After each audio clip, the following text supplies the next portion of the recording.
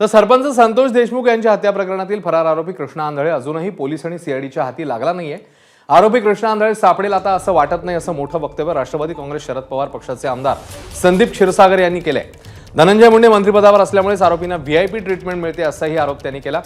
तसंच धनंजय मुंडेंच्या राजीनाम्याचाही उल्लेख त्यांनी केलाय। तर आरोपींबाबत एवढी माहिती आहे याचा अर्थ क्षीरसागर आणि आरोपी यांचेच संबंध आहेत असं मी समजतो, असा पलटवार मग धनंजय मुंडेंनी केलाय।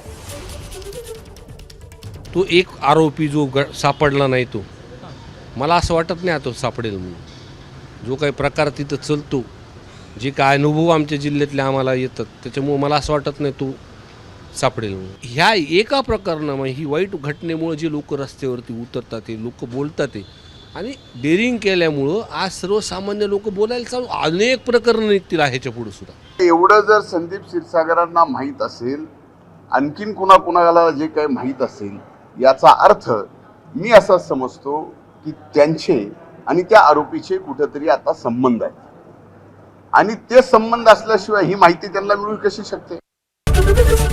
एबीपी माझा, उघडा डोळे बघा नीट।